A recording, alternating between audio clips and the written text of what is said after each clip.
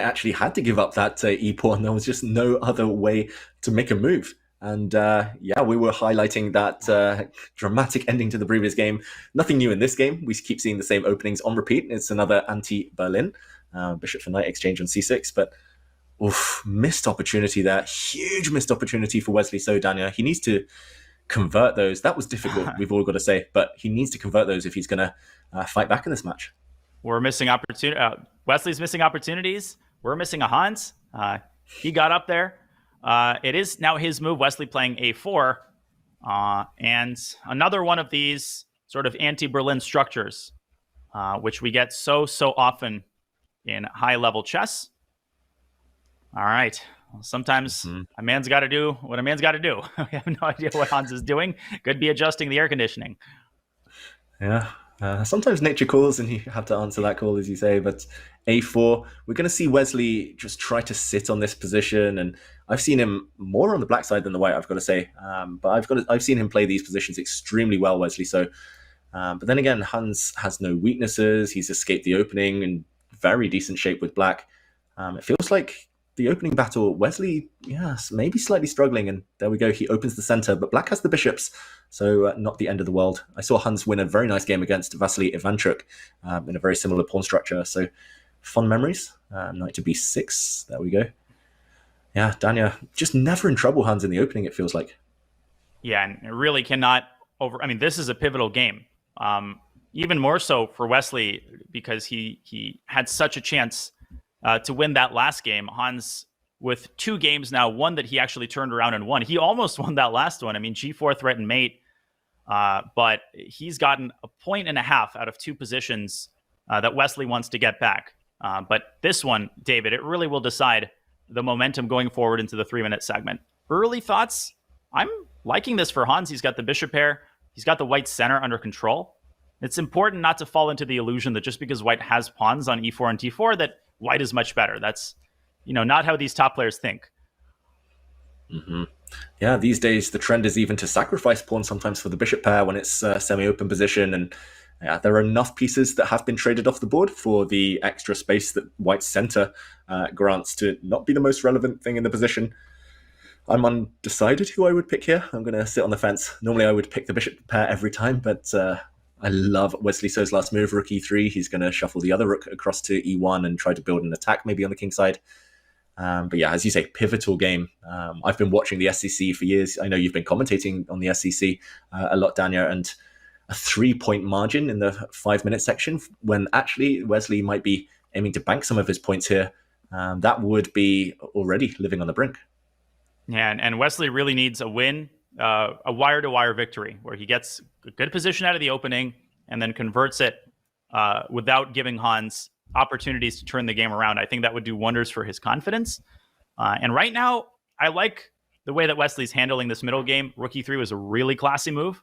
Now bishop takes h3 is actually not a threat because of knight h4, but Wesley goes king h1 anyway. I think that might be a waste of a tempo. It's not such a useless move. I mean, the king is pretty safe here. But this allows Hans to reposition his bishop to a more active square, maybe set up ideas like bishop f4. And I wouldn't be surprised if f7, f5 at the right moment is on his radar as well. Yeah, if f5 ever happens and you can crack open the center for that black light squared bishop, then black really takes charge. We should confirm to everyone, we should reiterate, the timer at the top left of your screens has ticked to 0. So this is definitely the final game of the 5+1 portion. But after this game, we will have a break. We will see 3-minute, 3+1, and things will get only faster, only more furious. So, yeah, stay tuned to everyone at home. This one, Dania, it feels like it's in the balance for now. Are we going to see f4 from Wesley? He's going for it. He really wants to strike in this final game of the portion. And that queen is feeling anything but comfortable. I don't actually see the queen trap being threatened here. I mean, g4 and bishop e1 comes very close. But that's not the only problem. I mean, these pawns are scary, even if they don't lead to a queen trap. And you can see the blue arrow indicating the urgency with which Hans needs to play. And, wow, after a head bob there, I don't know what that signified. f5 is on the board, and it's a pretty natural move. I mean, you cannot allow white to advance a pawn to g4. Dania, if this were bullet, I would play the move g4 anyway. Fg4, rook g1, just go for it. Open lines. I mean, it's probably not sound. It's probably reckless. but Wesley must be tempted to do something before Black reestablishes some type of... now he goes for it, G4. F5 first. Whoa! Whoa. Whoa. This is erupted. C5 just instantly delivered on Wesley's doorstep, and the point is to undermine this d4 pawn, which is protecting the knight, which is holding the position together. F, E, C, D, bishop d4, bishop e5. And when the smoke clears, it's the king on h1 that's going to be on the chopping block. DC, played by Wesley. Washington. Sorry. Shaky stuff. Now we know the source of the head bob, at least. Hans had calculated 3 moves in advance there. He'd seen c5 from a mile away, but DC, does Black take that back with his bishop? I mean, where to even begin? Do you take on e5? Do you take on f5? Do you take on h3? Do you just ignore everything, play queen g5? I don't know. It's just super sharp, this position. Wow. It should be... No, sorry. This is actually not a move. This is important, right? Anytime you don't have an f-pawn, you have to watch the a2, g8 diagonal. Mm-hmm. And, well, what's your default, David? I mean, my instinct would be bishop takes c5. Hans takes the knight and drops his other bishop back. Clearly trying to accentuate the pressure on this e-pawn. Yeah, this feels like the safer option. I agree. I would have started by looking in the other direction, but ultimately Hans has a lot more time than Wesley. So if you can see safe moves and play them quickly, then I think that's just as practical as calculating for a minute and finding a slightly better move. But wow, c5 was just crazy. And now it's really hard to tell whose king is safer. Whoa! G5. Are you kidding me? G5. I would be thinking about rook takes c4, by the way. Seriously, that had to be calculated. And then bishop d5, probably unsound. G5? Really? Whoa. Yeah. I mean, to be honest, if you showed me this, I would still I would think it's super sharp. But now, yeah, the black queen is actually trapped, and bishop d5, your tactic, but wrong order, Danya.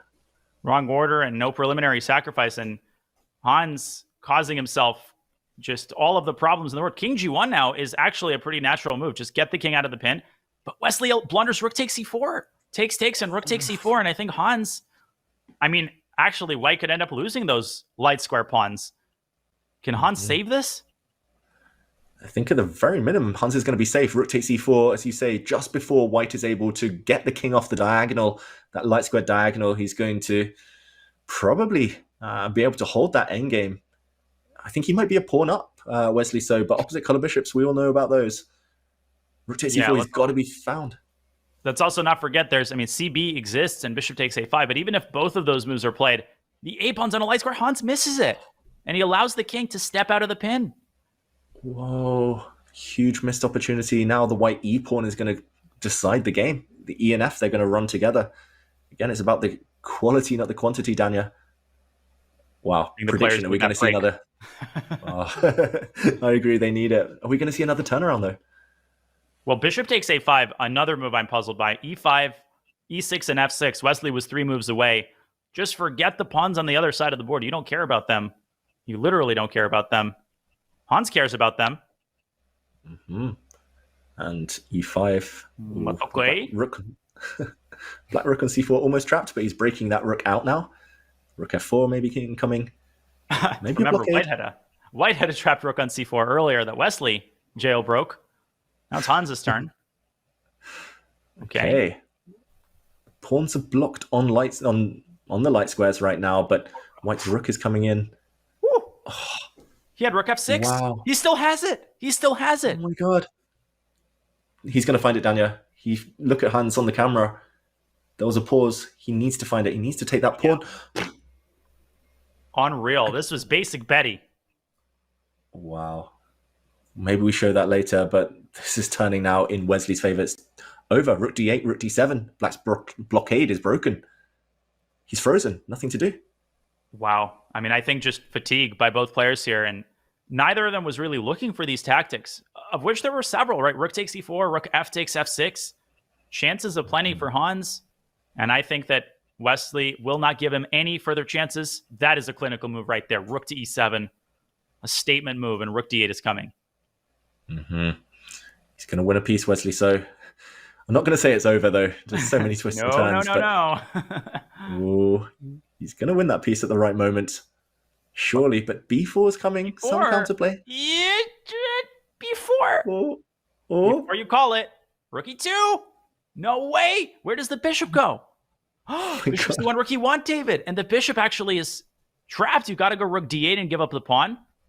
And Okay, Hans was laughing to himself there. I'm going to let the moves speak for themselves, and you speak for the moves. No, I should shut up too, Danya, because this is just...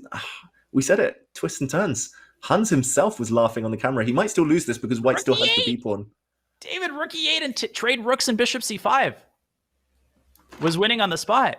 What are they doing here? Now, we're going to see rook and bishop versus rook, surely, at some point, Danya. Yeah, plus 60 minutes to the match. Or maybe Hans just wins the pawn and doesn't give up his other pawns. I don't think that's going to happen, though. c3 should be played at some point. But he's not hurrying. I mean, rook d1, you can play it essentially at your leisure. Yeah, maybe he's going to give up his rook for the bishop at the right time and play c3 and force a draw instantly, but... oof. There we go, c3 played. Draw incoming. Hey, all 4 results are possible. Rook d1 is threatened, and Wesley has to give up his rook. It's Hans who's going to be pushing. No way. I think the only person more amazed than us is Hans himself. Look at that, Danya.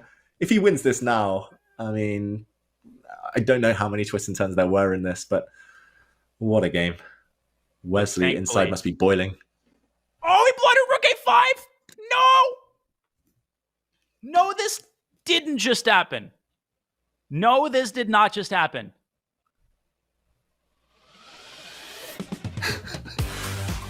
I'm lost for words. Hans Niemann takes the 5+1 section with a 3-game lead, 5-2. What a game we just saw. This is Hans reacting right now. We saw it on the camera. He's as shocked as anyone, Danya.